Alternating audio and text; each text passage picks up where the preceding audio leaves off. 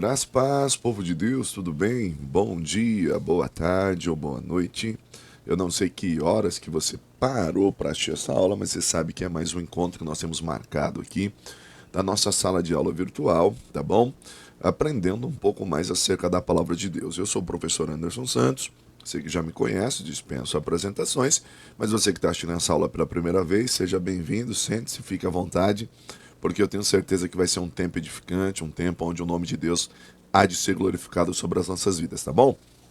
Meus irmãos, lembrando que nós estamos estudando a disciplina de ética cristã, não é isso? Acredito hoje ser a nossa última aula, né, falando dessa disciplina, tá bom? Então, se você já é aluno, corre, pega o teu módulo. Se não é aluno, a gente te informa, e eu sempre deixo na descrição do vídeo, telefone para contato, como é que você pode fazer para tornar-se um aluno, tá bom? Para fazer parte dessa família que está crescendo na graça e no conhecimento de Deus. Que Deus te abençoe, fique conosco, eu tenho certeza que teremos lições valiosas, tá? Antes de nós começarmos, como eu sempre digo, pego a Bíblia, o módulo e vamos falar com Deus. Pai, neste momento eu quero te agradecer, ó Deus, por essa oportunidade, te louvar, ó Deus, por este momento. Eu quero pedir que o Senhor visite o meu irmão, a minha irmã, cada um agora, Pai amado, que parou para assistir essa aula. Toma a nossa vida nas tuas mãos, toma o nosso viver, é o que eu te peço em nome de Jesus. Amém e amém. Bora estudar a palavra do Senhor, então corre, pega um módulo, pega a Bíblia, nem que seja um exemplar aí da Bíblia Sagrada no seu smartphone, no seu celular, mas eu tenho certeza que vai ser um tempo de edificação, tempo aonde o nome de Deus há de ser glorificado, correto? Bom, então nós vamos seguir aqui no nosso assunto. Hoje nós vamos estudar a lição de número... Deixa eu ver aqui, lição de número 15. Nós vamos trabalhar um pouquinho essa questão do cristão e o planejamento financeiro. Aí talvez você está dizendo assim, mas espera aí, professor. Isso é um assunto também que entra na ética cristã, poxa, a vida financeira, isso aqui tem a ver com a ética? Tem, e é de suma importância, né, que o aluno possa trabalhar essa questão da melhor maneira possível. Por quê? Porque na verdade a gente precisa entender o seguinte, ó. Romanos 13:8 diz assim, até um texto bastante conhecido, e eu coloquei aqui algumas figuras aqui que eu acredito que você conhece, né? Não devam nada a ninguém, a não ser o amor de uns pelos outros, pois aquele que ama o seu próximo tem cumprido toda a lei. Diz assim, mas espera aí, professor, o senhor está pegando esse verso fora do seu contexto, a ninguém deva coisa alguma a não ser o amor. Na verdade, queridos, nós precisamos entender, e eu coloquei essas figuras aí, né, o tio Patinhas, né, e o Pato McMoney, essa briga sempre deles aí para ver quem é o mais milionário, para ver quem tem mais dinheiro. A grande questão, queridos, dever, a gente deve, né? É óbvio que uma vez que você compra no seu cartão de crédito, você já está devendo. Compra antecipado, quando você passa um cheque, né, um cheque predatado, ainda para pagar daqui para alguns dias, tal, então você está sempre devendo.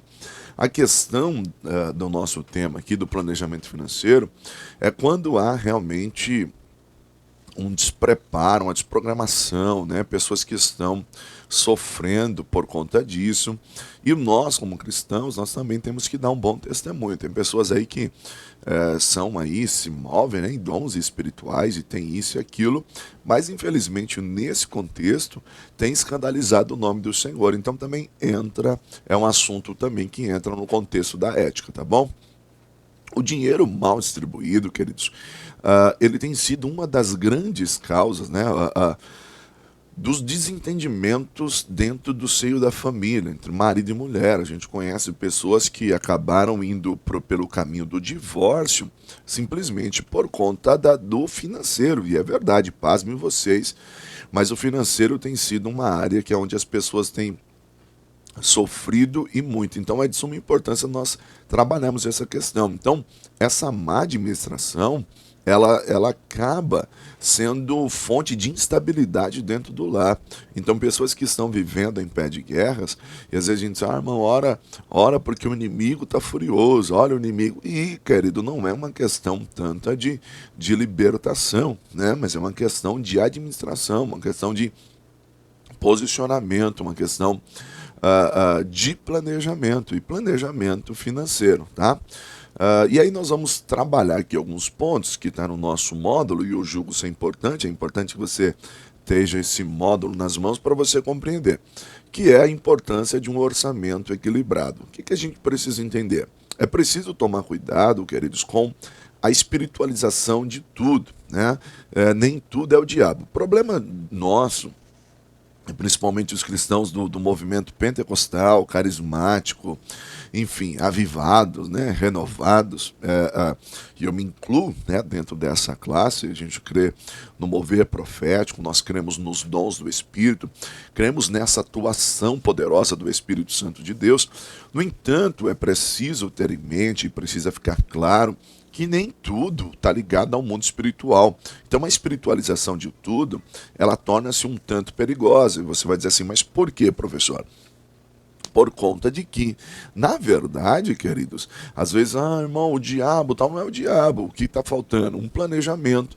O diabo é o Satanás. Não, irmão, você está com 3 cartões de crédito, já estourou o limite de um, sabe que a renda que você tem, mal você vai conseguir pagar aquela fatura, então você está estourando um outro. Então, o que está faltando? O adequado planejamento nessa área, isso mesmo. E se assim você o fizer, pode evitar muitos problemas, né? Faz me lembrar de um pastor que conta, né? Que o membro chegou e disse assim, pastor, ora, porque o devorador tomou conta da minha casa, o inimigo entrou com força, e olha, pastor, tá difícil, a coisa tá complicada. Aí o pastor falou assim, daqui, empresta sua carteira aqui.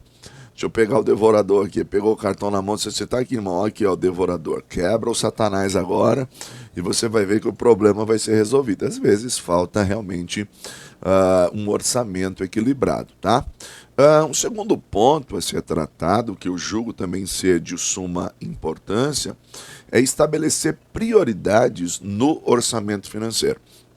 Embora nós até colocamos no plural, mas quando você entende isso, até mesmo de um ponto de vista filosófico, né? Não existe prioridades, existe prioridade. Então, se entra no plural, já deixou de ser prioridade. Então, o que eu preciso definir? Eu preciso entender que existem coisas que são importantes e coisa que é prioridade, aquilo que é prioridade.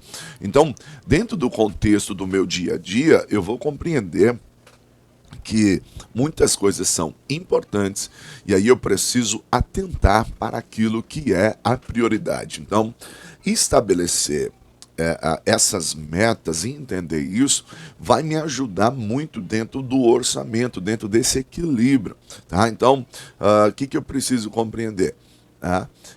A maioria de nós compra o que não precisa com dinheiro que não tem, para impressionar quem a gente não conhece.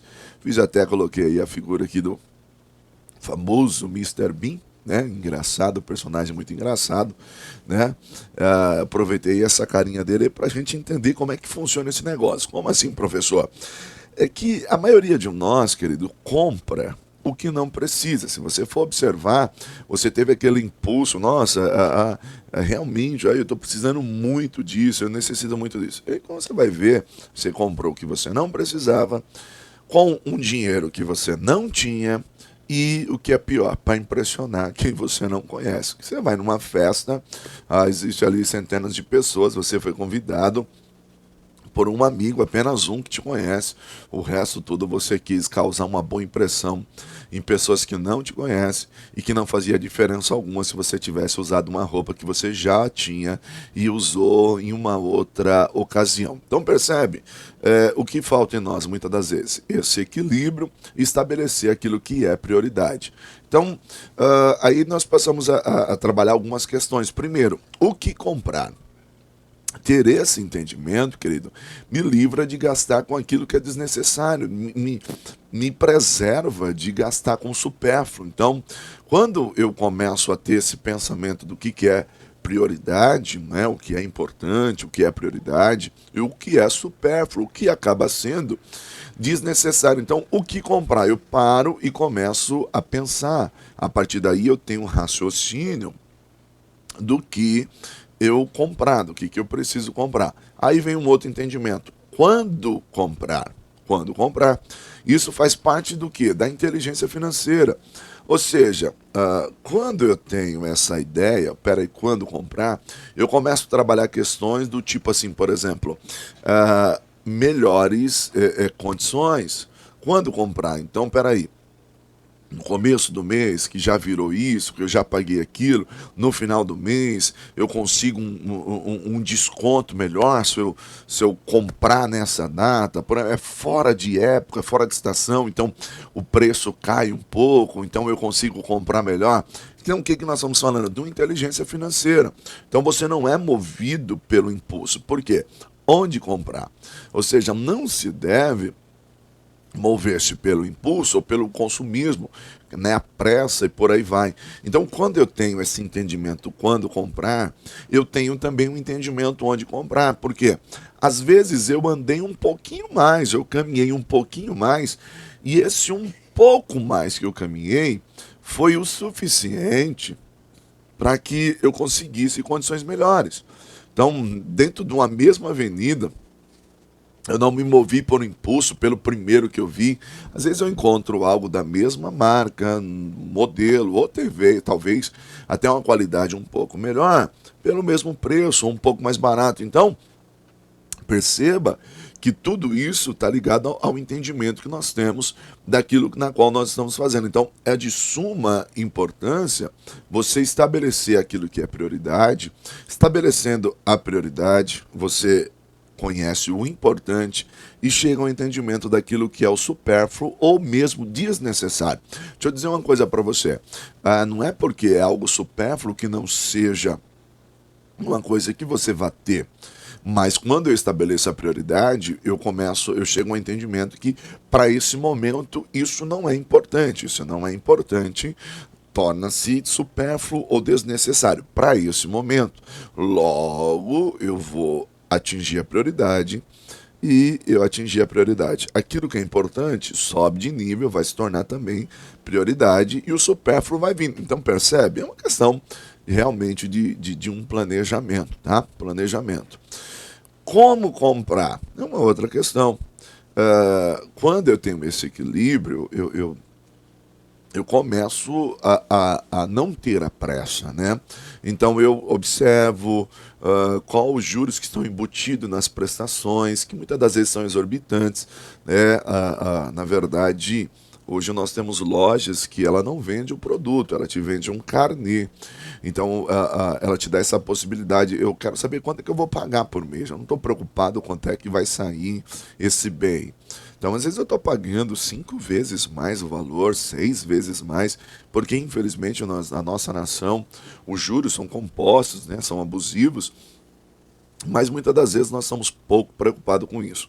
Nós queremos saber o que eu vou pagar aqui agora. Então, às vezes você espera um pouquinho, consegue, né? Quem consegue comprar à vista, irmãos, economizou, adquiriu com melhores condições e por aí vai. Então, é importante você ter esse equilíbrio dentro da despesa familiar, né? Não adianta você se comprometer com algo que depois você não vai conseguir arcar.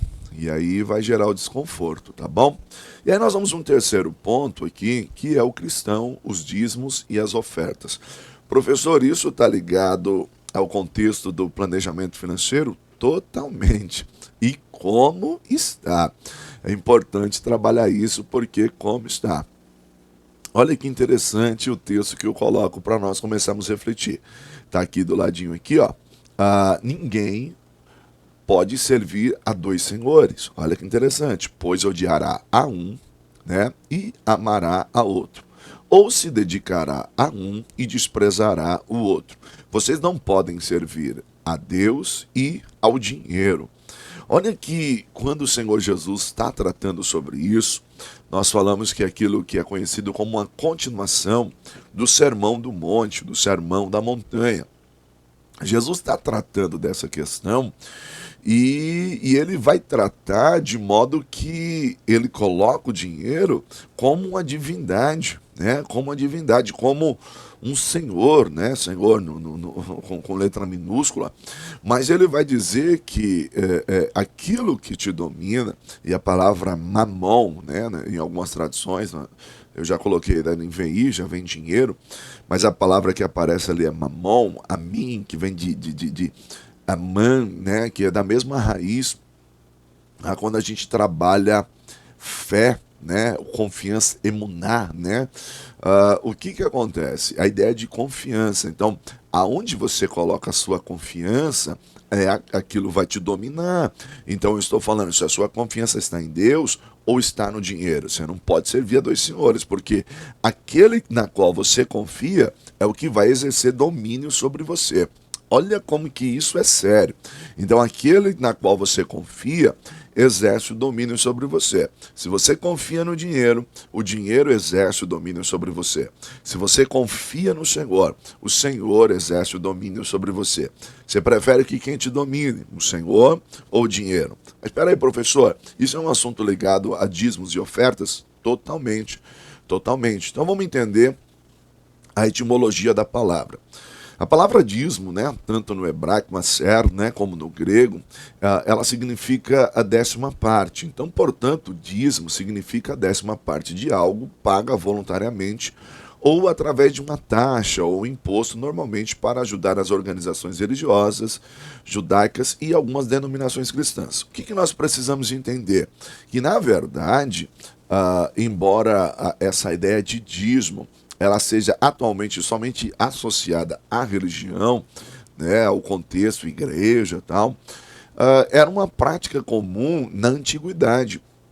Na antiguidade isso era comum, então muitos reis já exigiam né, a 10ª parte dos seus povos como usando uma taxa, como se fosse uma espécie de imposto.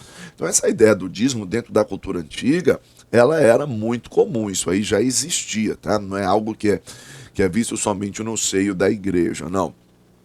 Era algo que já era acompanhado. Mas quando você olha para a Bíblia, o nosso foco aqui é a Bíblia, né? O dízimo na Bíblia, ele aparece, ele surge pela primeira vez lá no livro do Gênesis, capítulo de número 14, do verso 17 a 20, que é justamente aquela narrativa de quando o Abraão ele vai para a guerra, né, contra aqueles reis, e aí Deus lhe dá vitória e ele volta vitorioso. No retorno, ele encontra com um sacerdote de Salém, né, que por nome, uma figura enigmática, né, por nome Melquisedeque, e o texto vai nos dizer que Abraão lhe dá ali o dízimo de tudo, né? De tudo. Abraão lhe dá o dízimo de tudo. E é interessante porque quando você olha isso no Antigo Testamento, a Bíblia narra Abraão entregando, né, o dízimo, mas também depois você tem o que? O próprio Jacó, e isso é muito legal da gente trabalhar, porque o próprio Jacó, diante ali, quando ele está fugindo, né, do seu irmão, que ele deita ali no travesseiro de pedra e tem aquele sonho, aquela visão de Deus, anjos subindo e descendo pela escada, ele faz um voto a Deus dizendo: Senhor, se o Senhor for comigo, me der pão para comer, me der uma viagem segura e tal, prosperar o meu caminho, me fizer retornar em paz para a casa dos meus pais, tudo que o Senhor me der, eu lhe darei o dízimo. Por que eu estou te apresentando isso? Porque, na verdade, a gente precisa ter em mente o seguinte, que o dízimo é anterior à lei. Então você tem muita gente aí indo ensinar, dizendo assim: irmão, esses pastores ficam aí te enganando, você fica caindo aí na lábia desses pastores, esse povo quer te enganar, porque o dízimo era da lei. Não, meu irmão, peraí, eu estou te apresentando aqui 430 anos antes da lei, Abraão dizimou, Jacó era dizimista. Estou te apresentando um contexto cultural que o dízimo já era uma prática nas culturas antigas. Então, eu preciso ter isso em mente. Então, aí a gente entende. E o dízimo e a lei? É isso que eu estou te falando. É preciso compreender que o dízimo não é do tempo da lei. Pelo contrário, ele é o quê? Anterior à lei, como eu apresentei você agora. Então, o que eu preciso entender? Abraão deu dízimo. O Jacó deu dízimo, né? O que a Bíblia narra, os nomes. Então, o que eu preciso compreender? Que Abraão, como o primeiro dizimista, ele dizima 430 anos antes da lei cerimonial, como nós conhecemos, antes de ser dada a lei. Né? E aí alguém vai dizer assim, não, então o dízimo era só da lei. Não, eu estou te apresentando que o dízimo é anterior à lei. Tá? O dízimo na lei. O dízimo na lei, ele é citado na Bíblia também como lei, e ele foi o quê? Ele foi incluído na lei. Logo, era dever de todo judeu praticá-lo. Então aí eu até coloco o verso de Números 18, 21. Separe o dízimo de tudo o que a terra produzia anualmente. Né? Deuteronômio 14, 22. Doa aos levitas todos os dízimos em Israel como retribuição pelo trabalho que fazem ao servirem na tenda do encontro. Números 18, 21. Que ideia é essa, meu irmão? Os levitas e os sacerdotes, eles não tiveram herança na terra. A herança deles era o Senhor. Eles estavam ali entre as 12 tribos e serviam no templo integralmente. Né? Serviam no templo, ali no serviço sacerdotal, tabernáculo e toda essa parte aí na parte do cerimonial. E o Senhor disse, eu dou aos levitas todos os dízimos em Israel. É óbvio, os levitas também, a ideia que a gente fala, né, os dízimos dos dízimos, mas veja bem, servia para sustento e manutenção da casa do Senhor. Então, a lei incorpora o dízimo, mas o dízimo é anterior à lei. E servia justamente, os levitas, sacerdotes, não tiveram herança. A herança deles era o Senhor. Então, eu vou usar aqui uma expressão para você entender. Eles comiam do altar, eles eram providos do altar, eles não tinham campos para plantar, não, mas eles comiam daquilo que era trazido. Então, a lei incorpora para que houvesse o quê? O cuidado dentro da casa do Senhor. Em Malaquias, nós vemos também que o Senhor ele é duro, né, contra aqueles que não cumprem a lei ou não cumpriam a lei. E aí o Senhor vai dizer assim, vocês me roubam. E não, o que te roubamos? O Senhor vai nos dízimos e nas ofertas. Né?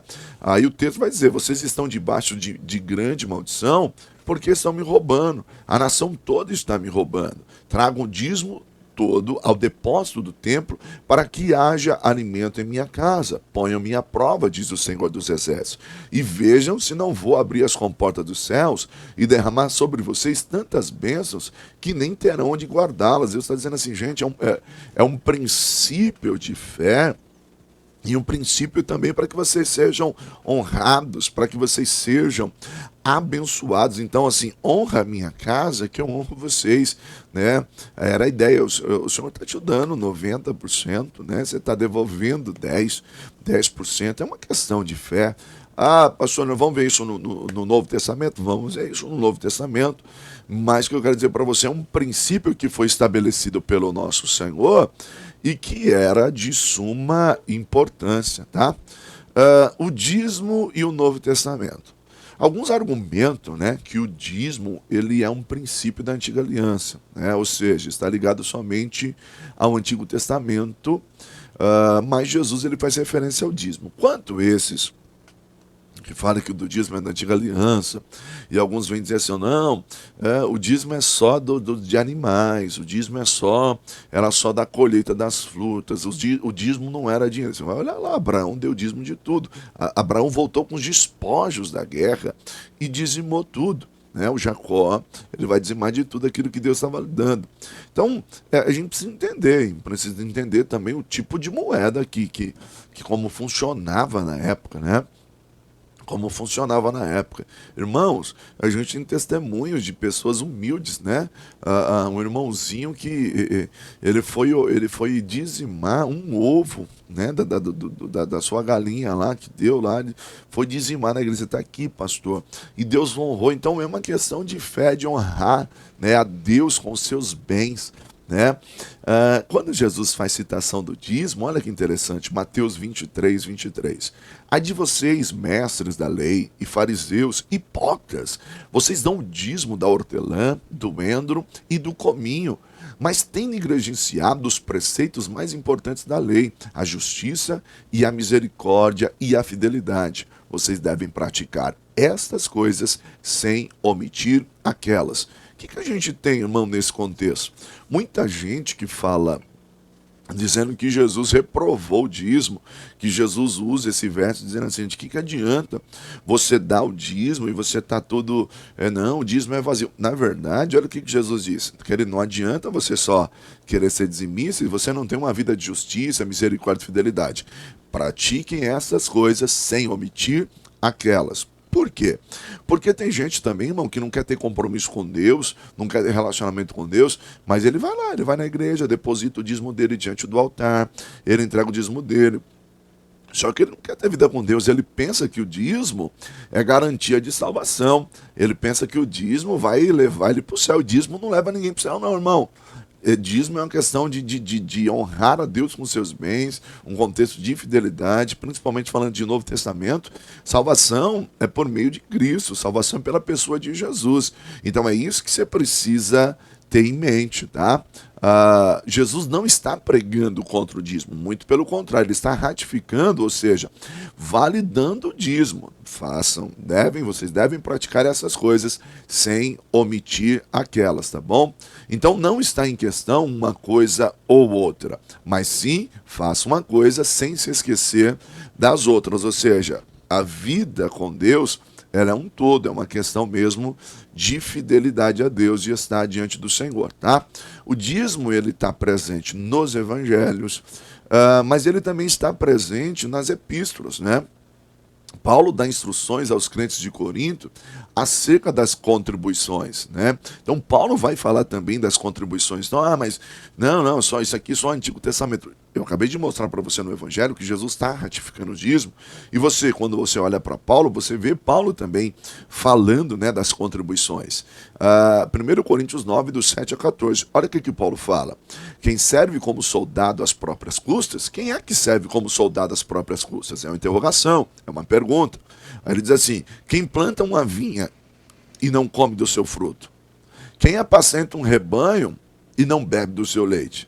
Não digo isto a ponto de vista meramente humano. A lei não diz a mesma coisa? Pois está escrito na lei de Moisés, não amordace o boi enquanto ele estiver debulhando o cereal. Por acaso é com bois que Deus está preocupado? O que Paulo está nos ensinando? Queridos, não é do boi que o Senhor está falando. Observe o princípio estabelecido dentro daquilo que Paulo está falando. Aí ele diz assim, não é certamente por nossa causa que ele diz? Sim, isto foi escrito em nosso favor, porque o lavrador, quando ara, e o debulhador, quando debulha, devem fazê-lo na esperança de participar da colheita. Olha que interessante. Se entre vocês semeamos coisas espirituais, seria demais. Colhemos de vocês coisas materiais. Olha o que ele está ensinando. Se outros têm direito de ser sustentado por vocês, não temos nós ainda? Ele está falando assim, cara, eu sou aqui o pastor de vocês, o apóstolo de vocês, eu ministro vocês, será que eu não tenho esse direito? Aí ele vai dizer, mas nós nunca usamos desse direito. Ele está dizendo que é um direito, ele não invalida o direito. É que Paulo tem um orgulho próprio, ele está tratando com a igreja de Corinto, que a igreja de Corinto é uma igreja que se movia nos dons, tinha muita coisa, mas na hora de contribuir era uma igreja que não era muito aberta a contribuir.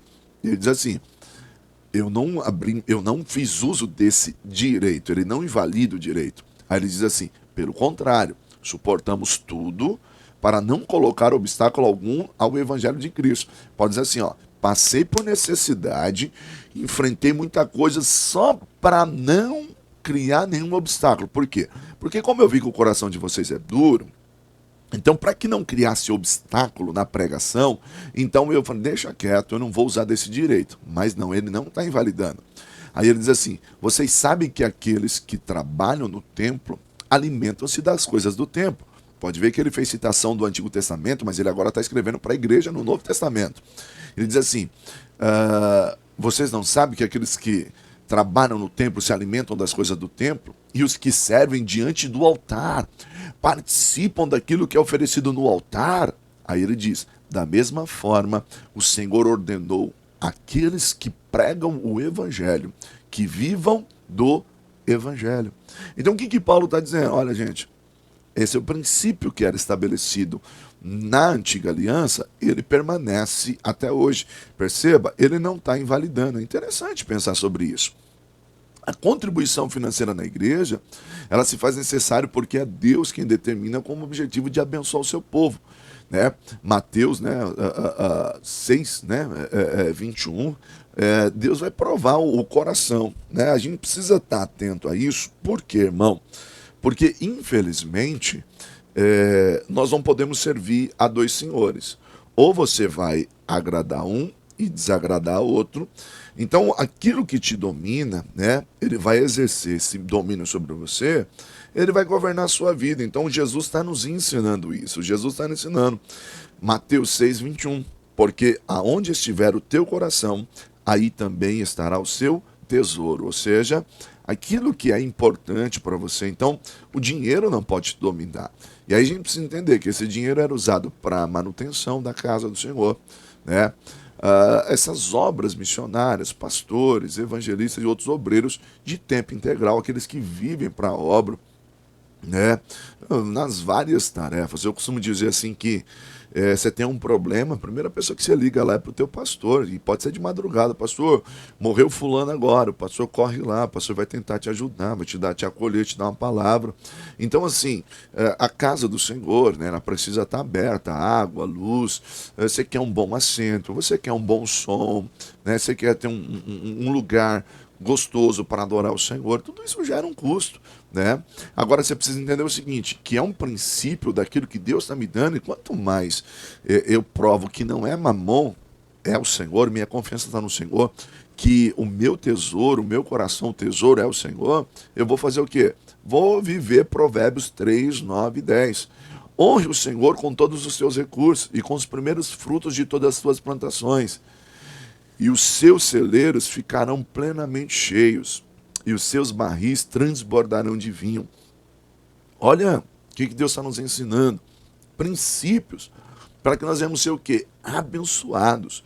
Princípios para que nós venhamos ser prósperos, cheios da presença de Deus, mas também da providência divina, no sustento. Então, é um princípio de Deus estabelecido à nossa vida, e nós precisamos estar atento a isso. Vão existir muitas questões. Não, mas o Novo Testamento não estabelece que tem que ser 10%. Tá bom, irmão, tudo bem. Vamos lá, o Novo Testamento não estabelece, você não tem e tal. Embora Jesus está falando ali do dízimo, né? Mas Jesus está falando para os fariseus. Tudo bem, entendo você. Mas vem cá. Os princípios são estabelecidos, Paulo fala, o próprio escritor aos Hebreus vai fazer retificação, falando lá que Abraão deu dízimo a Melquisedeque, o maior deu dízimo, e todo aquele texto lá que você pode trabalhar. Então você tem nas epístolas, você tem nos evangelhos, você tem em Hebreus, epístolas não só paulinas, mas você tem nas epístolas gerais. Tudo bem, mas não é 10%. Tá, então tá bom, já que não é 10%, então você pode dar 15%, você pode dar 20%. Você é feliz com isso? Não. Onde tiver o seu coração, irmão, aí vai estar o seu tesouro. É isso que a gente precisa entender. Eu sou prova viva disso, que Deus tem nos honrado. Eu aprendi desde cedo, graças a Deus, pelos meus pais, esse princípio, instruídos pela palavra de Deus, e eu tenho visto as mãos de Deus sobre a minha casa, sobre a minha família. Eu tenho visto os cuidados de Deus. Eu passaria aqui horas contando e falando daquilo que Deus fez e daquilo que Deus faz como providência. Então, queridos, aonde tiver o seu coração, está o seu tesouro. O dinheiro é a ferramenta apenas, mas ele é um péssimo patrão. Se ele se tornar o seu senhor, ele vai te escravizar. Por isso, não podeis servir a dois senhores. Então, planejamento financeiro é importante? Óbvio que é importante. Mas quando eu também sou fiel a Deus, com os meus recursos, com meus frutos, com aquilo que Deus me dá, Ele enche os nossos celeiros e transborda os nossos barris de vinho. Ele é poderoso para fazer. Então guarda isso, tá bom? Vamos então para a lição de número 16. O cristão e a política. Professor, também faz parte da ética esse assunto? Com certeza, também faz parte da ética. E nós temos vivido uma época onde a Igreja de Cristo na Terra tem passado, né, por muitas confusões. É isso mesmo. Divide opiniões. Não, o governo não deve ser punido, não deve se envolver com isso. E por aí vai. Vamos tentar entender um pouquinho? Bom, é importante saber que a política exerce influência em todas as áreas da vida. Portanto, não faz sentido dizer, né, que o crente não deve se envolver com ela. Mas peraí, não, professor, já fechei o coração. Já não concordo com o senhor. Então vamos começar a entender, vamos devagarzinho, aqui é uma escola, vamos começar a entender. Primeira coisa é a etimologia da palavra política. Olha que interessante. Primeira coisa que a gente precisa ter em mente, a etimologia da palavra política. Política do grego, né, políticos, né, que significa algo relacionado com os grupos sociais que entregam a polis, a cidade, né, a polis, algo que tem a ver com organização, direção, administração das nações, dos estados. Então, a política ela está relacionada à polis, ou seja, tudo aquilo que envolve a polis, desde das programações administrativas, sociais. A igreja não está inserida nesse contexto? Óbvio que sim. A igreja não tem o seu papel na sociedade? Óbvio que sim. A igreja não tem o seu papel dentro do Estado? Óbvio que sim. Então, como é que eu posso dizer que a igreja não pode se envolver com isso? É óbvio que a igreja tem que ter sabedoria e até como ela se envolve, até que certo ponto ela se envolve. Então, é isso que nós vamos discutir aqui na nossa aula, tá? A política, né, e eu estou falando assim para nós entendermos, a política procura determinar a conduta ideal do Estado pelo que seria uma ética social. Então você tem um grupo de pessoas, um ajuntamento de pessoas que vão ali discutir ações ligado à ética social, ligado àquilo que é melhor para a polis, né, para a polis. Vamos tentar entender.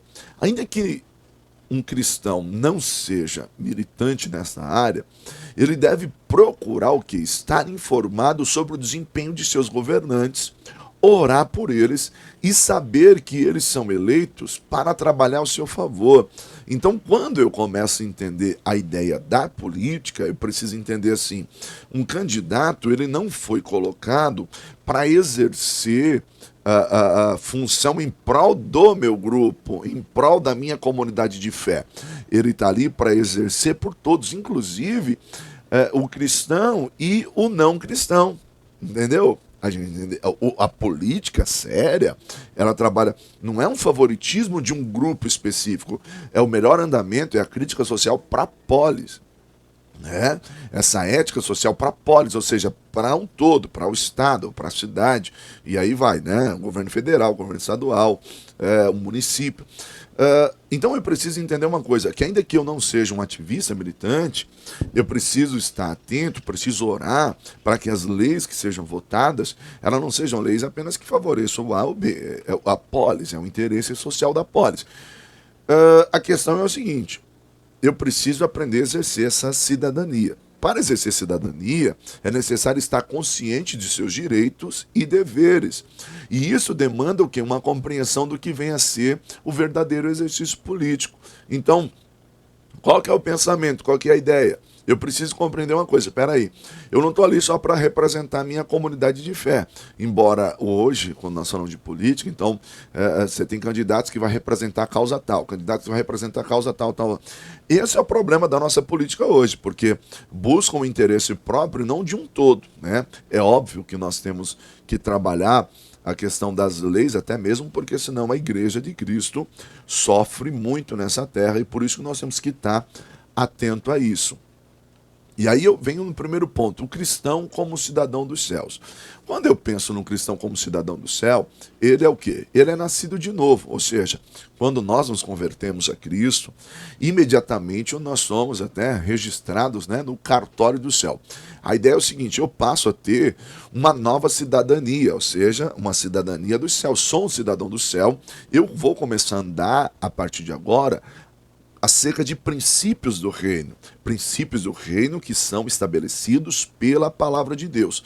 Aí qual é a nossa pátria? Nossa pátria, ela está nos céus, sim. A filiação divina nos dá direito a sermos herdeiros de Deus, como diz, né, Romanos, herdeiros com Cristo, né? A nossa cidade, ela é celestial, óbvio. Mas a questão é o seguinte, meu irmão, eu ainda não fui para o céu. Eu ainda estou vivendo aqui. Então eu tenho que dupla cidadania. Eu sou nascido de novo, sou um cidadão do céu, a minha pátria é o céu, mas eu ainda moro aqui, eu ainda estou vivendo aqui. Então eu preciso ter essa compreensão. Então, nós não temos a permanência aqui, e aí a gente diz assim, ó, porque não, Hebreus 13, 14, porque não temos aqui cidade permanente, mas buscamos a futura. Lógico, os meus olhos estão no céu, fitos no céu, mas enquanto estamos aqui, nós precisamos ser guiados por princípios do reino. E aí entra a ética cristã, porque o modus vivendi, viver aqui de modo a agradar a Deus. É a frase, é o textuário, né? Viver de modo a agradar a Deus, da ética cristã. Então, eu tenho esses princípios do reino que vão ser estabelecidos.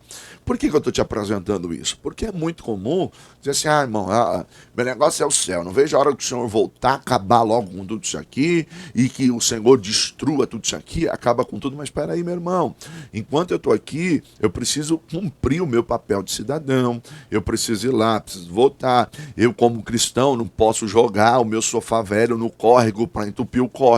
Eu tenho princípios éticos, morais. Então, eu não tenho permanência aqui, meu irmão, meu lugar é o céu. Aí eu sujo, eu poluo, eu jogo lixo. Então, percebe? Eu preciso ter isso em mente. E aí eu começo a pensar o quê? O cristão como cidadão na terra. Qual que é a conduta, qual que é a postura desse cristão como cidadão na terra? Aí eu preciso ter em mente o seguinte, o cristão como cidadão civil é absolutamente livre para fazer ou deixar de fazer aquilo que a lei prescreve. Ele tem a conduta, né? Ele tem aqui as leis que foram estabelecidas, né? E aí o que eu preciso entender? Estou falando politicamente, que nesse caso, nem a igreja, nem o ministério pode obrigar o crente a votar em um candidato ou outro. Não. Então, agora, irmão, vem cá. Eu, como um cristão, eu preciso conhecer princípios que regem a nossa cidade e leis, e eu preciso entender a política na sua essência. Então é muito aquém do que uma briga partidária, como se resume hoje. É lógico, eu não vou votar no fulano só porque o fulano disse que é isso, ou só porque o fulano disse que é aquilo. Eu vou conhecer a sua administração, eu vou procurar conhecer aquilo que ele tem apresentado de trabalho na polis ou no estado, o que é que ele tem feito. Não é apenas uma briga religiosa, é uma guerra santa, que hoje a política se tornou uma guerra santa. Fulano defende a causa desse, outro defende a causa desse. Mas eu preciso ter um equilíbrio dentro disso. Eu preciso analisar o que é bom para o Estado como um todo. Óbvio que eu, com dupla nacionalidade, o que eu tenho? Dupla cidadania, o que eu tenho? Eu sou um cidadão do céu, mas também vivo aqui na terra. Então eu preciso entender que existem princípios estabelecidos do reino, que se também as propostas de certo candidato vão contra aquilo que são os princípios do reino, eu preciso estar atento, eu preciso me policiar. Eu sei que é uma fala que cria polêmica, mas, meu irmão, vamos pensar aqui uma coisa. Peraí, meu irmão, você precisa ter sabedoria. Não posso votar no candidato A porque ele me deu isso, ou o candidato B porque vai ter uma boquinha, ou porque ele deu tal coisa para a minha igreja. Não, porque você faz isso e depois você se complica. Você aqui é um cidadão do céu, mas ainda vive aqui, né? Então você tem essa dupla cidadania, mas você não pode esquecer dos princípios do reino, da ética cristã que regem a sua vida. Então é de suma importância que você esteja atento a isso. E nós, como igreja, como líderes eclesiásticos, eu não tenho o poder de dizer assim, você não vota nisso, não vota naquele. Mas eu tenho o poder de te orientar para que você tenha a mente aberta. para que você olhe e veja como um todo, né? Por isso que você precisa conhecer as Escrituras. Eu vejo aí cristãos que se tornaram ativistas de causas, e causas que aparentemente parece eles defender, mas que vai contra até um princípio bíblico. Por isso que é de suma importância eu conhecer de fato aquilo que as Escrituras estão nos ensinando, para que eu não venha cair nesse erro. Então, eu vejo crente com frases e tal, e aí, irmão, você precisa olhar o que está na Bíblia. Então, assim, tem temas até que a gente defende aqui, dentro da ética cristã, que a Bíblia nunca condenou. A Bíblia nunca condenou. Mas aí você está sob a influência do iluminismo, você está em influência de tantas coisas, do humanismo, você tem tantas influências filosóficas e você não conhece a Bíblia. Então você está votando em candidatos que têm uma postura completamente contrária àquilo que é das Escrituras, inclusive brigam, né, em prol do ateísmo para fechar as igrejas. E aí, meu irmão, você precisa ter sabedoria, você precisa entender que o Estado ele é laico, lógico, mas que se eu não tiver sabedoria em quem eu vou votar, posso se tornar uma nação comunista, e aí o comunismo, a base dele é o ateísmo, e eu preciso estudar sobre isso e entender o que envolve a cultura comunista, fechamento de igrejas, missionários sendo mortos.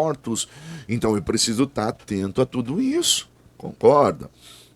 Vamos lá, os direitos políticos. O cristão, como cidadão brasileiro, tanto pode votar como se candidatar a cargos eletivos. Então é de grande importância que o servo e a serva de Deus, ele saiba o quê? Exercer o seu direito, precisa conhecer. Então, no momento das eleições municipais, estaduais ou federais, ele deve ter sempre em mente o quê? Que ele é sal da terra e luz do mundo. Quem era aí? Irmão, eu não posso vender meu voto. Meu voto é sagrado. Meu voto, ele é um direito de cidadão. Então, não é porque fulano me deu aí um punhado de tijolos, ou vou falar aqui, mexer até com você, não é porque o fulano deu um ônibus para minha igreja, porque nós somos para o acampamento, que eu vou votar nele. É óbvio, você tem candidatos que são amigos das igrejas? Tem, mas espera aí. Eu não vou votar nele simplesmente porque ele favoreceu a minha comunidade de fé. Mas eu vou votar nele pelo trabalho administrativo que ele vem prestando, pela conduta ética, moral, pelas causas que ele defende, por aquilo que ele votou. Eu preciso estar atento a tudo isso, né? Então, eu não posso vender o meu voto porque eu sou sal da terra e luz do mundo. Então, antes de votar, antes de qualquer decisão, o crente em Jesus, ele deve o quê? Orar a Deus, pedindo a sua direção. Professor, o senhor está espiritualizando. Irmão, tem coisa que está em oculto, mas o Espírito de Deus nos revela. Tem coisa que, irmão, tem gente que é bom da oratória, da retórica e aquela pinta de bonzinho, mas o Senhor nos mostra. Então, eu ainda sou daquele que crê. A gente tem que orar, pedindo direção a Deus, né, para que você não venha votar errado e depois você venha sofrer, né, com frustração, arrependimento tardio. Não, tem que orar mesmo, tem que pedir a Deus orientação. Jamais venda o seu voto, né? Ele é uma arma de grande valor, né? Você não vai reclamar, não, eu não coloquei fulano, porque eu não votei nele. Eu exerci o meu poder, o meu direito. Então um cristão jamais deve vender o seu voto, seja por ônibus, por telha, seja pelo que for, não pode, tá? Preferência por candidato cristão. Vamos trabalhar essa questão. Havendo um cristão que tem um perfil claramente identificado com Cristo, sério, comprometido com o reino de Deus, de bom testemunho na igreja, que seja honesto, cumpridor da lei, dos seus deveres, por aí vai, é de suma importância. É de suma importância, mas peraí, professor, não, eu acho que o crente não deve se envolver na política. Irmão, peraí, olha para a Bíblia, olha para a Bíblia. O que eu preciso ter em mente? Em lugar de eu eleger um descrente que não tem temor a Deus, que não carrega os princípios que eu carrego, ele não tem problema nenhum com relação à corrupção, porque para ele o roubar é natural. Um cristão não, um cristão que tem os princípios e as leis do reino, ainda que ele roube, mas ele sabe que ele está pecando contra Deus. Ou seja, o que eu costumo dizer, ele ainda tem a lei de Deus no seu coração, que vai, ora, o acusando, ora, né? Então eu opino por uma preferência de um candidato cristão, né, que tem um compromisso com as coisas que são éticas e morais, princípios do reino. Princípios do reino. É óbvio que não é só porque ele é cristão você vai votar nele. Não, se o cara é um incompetente, tem como você votar nele. Mas se ele identifica com o reino, mas ele é o quê? Bom testemunho, é honesto, cumpridor dos seus deveres, né? Ele está ali para fazer política não pela minha igreja, mas pelo povo, pela nação em geral. Então, é de suma importância que você tenha isso em mente. Então, preferência por um candidato cristão? Sim, mas não apenas porque ele é cristão. Ele é cristão já é um ponto, que ele tem que ser honesto, porque a Bíblia nos ensina esse princípio do reino. Tem que ser fiel na sua administração, naquilo que ele faz. Então, já ganhou um ponto. Mas eu também vou ver as suas capacitações, tá? Quanto ao envolvimento de pastores na política, né? Uma vez que esses têm chamada divina para o ministério, fica entendido que, de alguma forma, uma das partes vai exigir mais dele. Professor, o senhor é contra? Eu não digo que eu sou contra, Mas eu costumo dizer o seguinte, você foi chamado para o ministério, correto? Então você precisa ter em mente que quando a sua agenda política começar, você vai deixar o teu ministério um pouco em defasagem. Por quê? Porque você vai ter que começar a cumprir uma agenda política. Não, você precisa ter isso em mente. Por isso que eu coloquei aqui, ó. Todavia aquele que aceita tal desafio, ele deve ter pleno conhecimento que se o rebanho não estiver estruturado com obreiros que possam representá-lo à altura, a igreja pode ficar afetada por conta dos compromissos. Então, assim, não é que o senhor é contra? Não que eu seja contra, mas ele precisa ter isso em mente. Na Bíblia está repleto de homens que foram grandes políticos. A Bíblia vai nos mostrar isso, foram estadistas, então eu preciso ter isso em mente. Óbvio que o sacerdote, ele está exercendo o sacerdócio, então ele vai deixar de exercer o sacerdócio para exercer o papel do juiz, né? Você tinha aí, tudo bem que o sistema de governo era teocrático, mas você tem o Eli, né? o Samuel, né? Então ele é juiz, profeta, sacerdote, mas não é simples, tá? Então eu coloco o texto de 2 Timóteo 2,4. Nenhum soldado que se deixa envolver pelos negócios da vida civil, já que deseja agradar aquele que o alistou. Então você precisa ter isso em mente, tá bom? Às vezes, é melhor que tal função fique para os membros que tem tal vocação terrena. Tem muita gente que tem essa vocação, homens de Deus, mulheres de Deus que tem tal vocação, né? E o pastor continue ali exercendo o seu ministério com excelência, tá? Ocupando até mesmo a posição de um conselheiro espiritual. Ele está ali do lado do membro que ingressou nessa carreira política, trazendo sempre ele para o crivo das escrituras, né? Então era o papel do profeta ali, né, diante dos reis, né?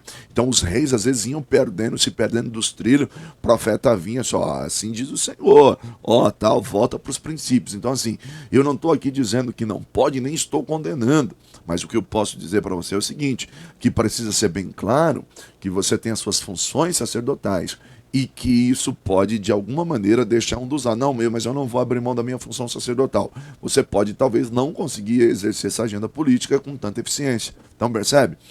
Tem como haver o equilíbrio? E aí examine-se, pois, um homem a si mesmo, tá? Então, isso é importante, mas a Bíblia está repleta de grandes homens que foram grandes estadistas. Então, você tem exemplos de políticos sábios na Bíblia. Por exemplo, um exemplo na Bíblia nós temos o quê? José.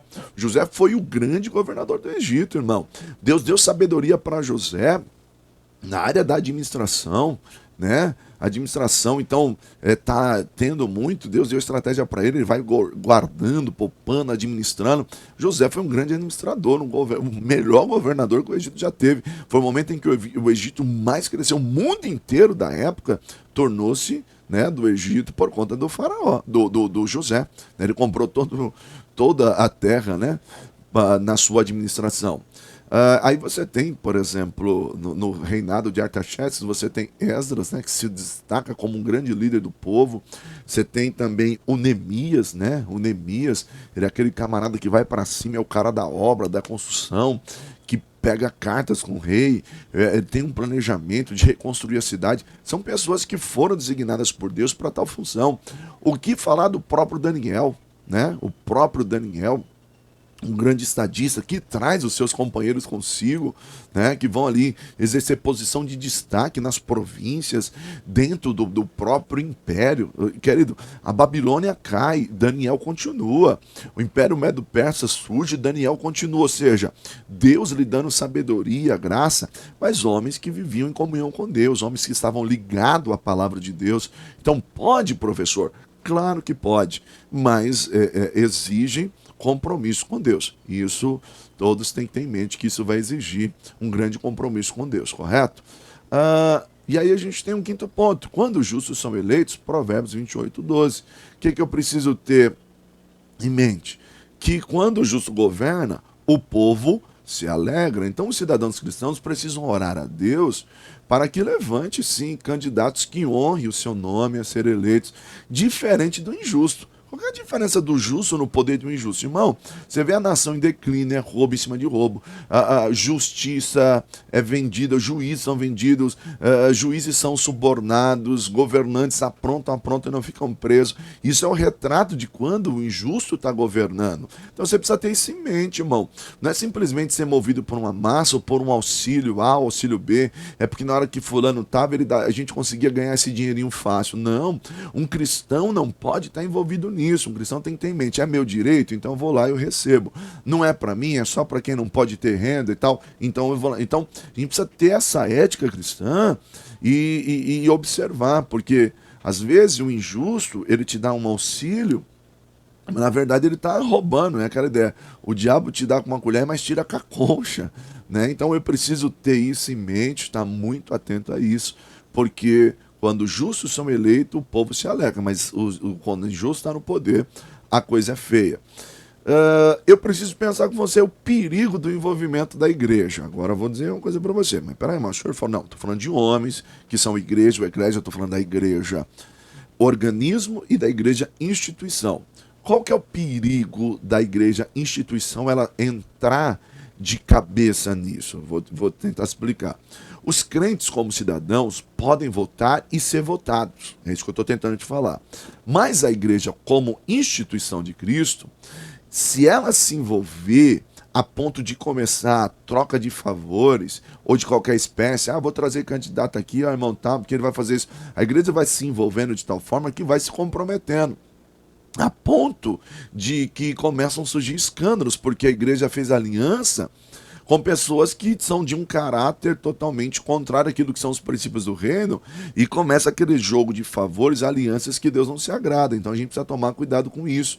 Então a igreja ela não pode se corromper, como já aconteceu no passado, né? Como já aconteceu no passado, que levou ao prejuízo. Quando a gente fala de igreja da Idade Média, ora o Estado mandava, ora a igreja, a gente deixa os princípios do reino, que é a palavra de Deus, de lado, e começa a envolver-se somente com o interesse político, o interesse do poder, e isso foi a ruína da igreja, isso foi a queda da igreja. Por quê?